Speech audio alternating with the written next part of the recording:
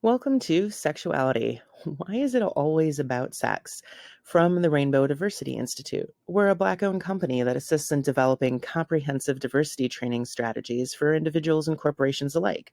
And you can learn more about us online at rainbowdiversityinstitute.ca.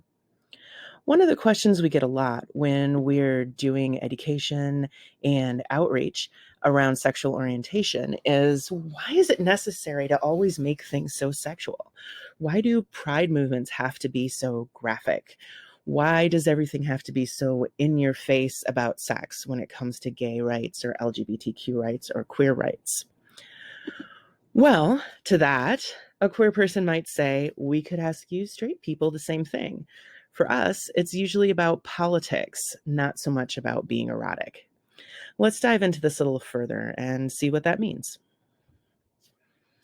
The first thing we have to understand is that sex, bodies, and relationships aren't just sex, bodies, and relationships. They're very political, very much about culture, and a lot more than that. Targeted sexualities, another word for sexual minorities, or anyone who's not straight or heterosexual, don't get to take being normal for granted. And that's a really big, important thing to consider. The norming, the normalness, the legitimacy, the respect given to certain types of sex and sexuality, bodies and body presentation, and relationship types.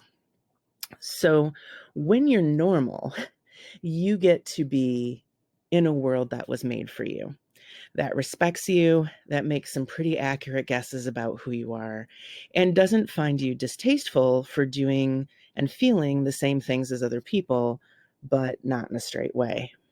Let's look at this a little bit more. So who is it that gets to be normal then? After all, I'm sure everybody, regardless of your sexuality, sometimes feels like you're not normal or you don't fit in. Well, the truth is there's a huge double standard that treats queer affection and desire as hypersexual, disgusting, disturbing, or deviant, while straight people who do the exact same thing are sweet and romantic. In these two pictures, you see two people who might be on a nice date with each other, who are demonstrating publicly their affection for each other. I imagine from the body language and the facial expression of the woman in the top picture that maybe her male partner is whispering something a little bit flirty or dirty to her. There's alcohol involved, there's roses. There's a lot of symbolism here that implies that they're in a very sexual relationship with each other. He could also be kissing her ear, things like that.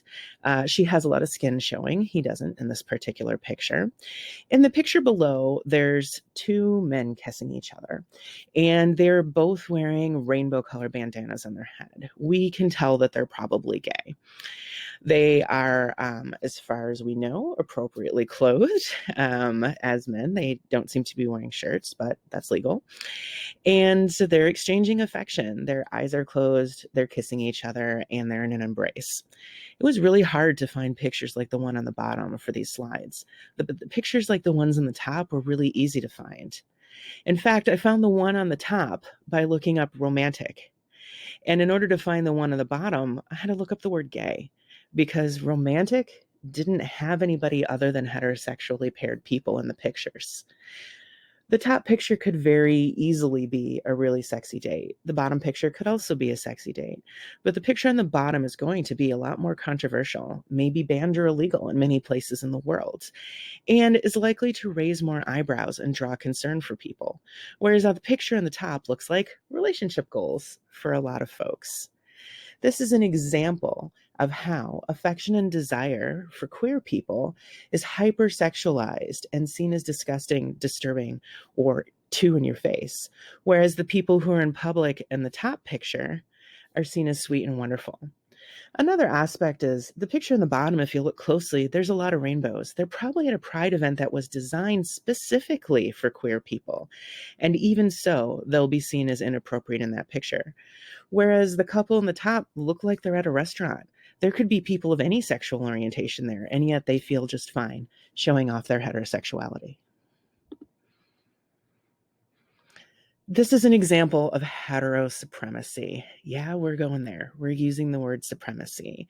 So when an experience, a demographic, a culture, a history is seen as normal, and normal being more valid, more acceptable, not deviant by definition, not disgusting or disturbing or needs to be kept in private by definition, then we have normal and we have supremacy. The power of being normal is really important. And when you're not normal, you lack and lose a lot of privilege. So we have two different couples in love here, but one is more normed than the other. And we can see this example. Again, it was really hard to find pictures like the one on the bottom and really easy to find pictures like the one on the top. Okay, but why do things have to be extreme? Why does it have to be so hyper and so intense, so unusual? Well, I would ask you, is it really more extreme than straight displays of art, desire, culture, and sexuality? Or is it just that you're less comfortable with them? After all, we're surrounded by images of heterosexuality that show a lot of skin, imply a lot of touch and sex, show a lot of culture and art based around heterosexual assumptions and relationships and relating and hooking up and things like that. We see bright, colorful clothing or lack of clothing. We see ritual that's meant to be very, very public. And we're comfortable with that as long as it looks straight. But for some of us, it feels extreme when it doesn't look straight anymore. Gay pride is a movement that's a whole lot of different things. And one of those things is that it's made to disrupt heterosupremacy by being proud of displays of queer arts, culture, desire, and sexuality. And it does this in lots of ways, but in one of them, by emulating the overt sexuality and desire that's normal for straight people, but in queer ways, thus highlighting the inequality by showing the contrast about how it's received. So, next time you see some overt queerness in public, explore your discomfort about it and don't just assume that there's something wrong because you're uncomfortable. Breathe and relax. It's going to be okay. Be affirming or excuse yourself.